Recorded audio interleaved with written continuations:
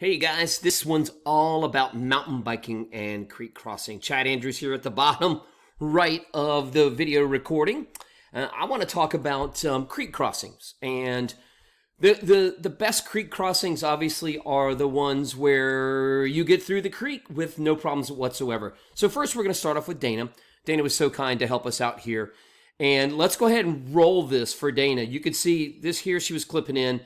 But you can see right here, as she's going down the hill, because typically you've got a culvert with a creek crossing, as she's going downhill, you can see her weight is pretty well proportioned. Obviously in mountain biking, it's more beneficial to have your weight back versus forward. If you have it forward, you have a tendency to either endo if you hit a feature, or it's hard to balance the bike. Well, Dana's got it pretty neutral here. You can see that she's proportioned so there's not so much weight on the front and not so much weight on the back tire. And let's go ahead and roll through this. You'll see, I'll go ahead and move me top right here. You'll see here that Dana, as she enters, she throws her weight forward. You see that? How her chest comes forward on it? You need momentum and you need position to cross a creek successfully. And number two, here's something down here, the bottom right. When you're going down into a creek, you want to be looking through and past the creek, not at the creek, because then you're going to obviously throw your weight forward and then you can't pick up little features like this rock. So when she goes through, you could see that she's pushing forward on the front part of her chest and she leans forward on the bike. Do you guys see that? How she's leaning forward on the bike? Well, problem with that is it's going to scrub speed. I mentioned you need momentum and speed for most every feature that you come across, especially creek crossings.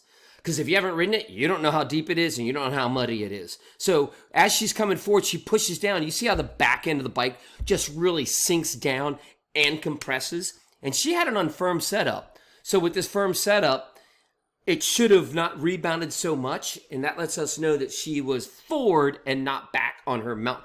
A little bit back. Not all the way back like she's going down, bombing down a really technical and steep descent. This one is more to keep the weight on the rear wheel versus the front wheel, because if the front wheel has more of the weight, it's going to drive down into that mud. And you're going to see it right here. As she does it, the bike compresses down and it bounces back up. And then when she goes, all of her speed is scrubbed. She's toast. She's more than likely going to clip out here, which of course I know she's going to clip out because I'm the one that videoed it. But you see that. So let's run it back through. You see, front weight goes forward, compression, speed scrubbing. Now, let's go through the second version. Now, this is the second time she did it. You notice how she's up and out of the saddle in a neutral pedal position. Then she gets there, and then she goes down, avoids the rock this time, gets her weight up initially, and then she gets back.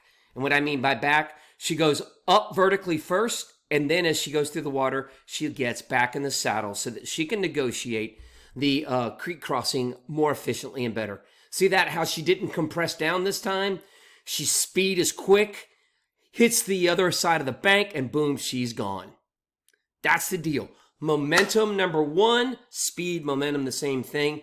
If you go up, not forward, and then you go rock her back just a little bit so that you're either vertical over the saddle or just a little bit behind the saddle, and you see that Dana on the second time nailed it. Slid back, and she was able to rifle through it. And there you have it. That's a creek crossing, so go get wet.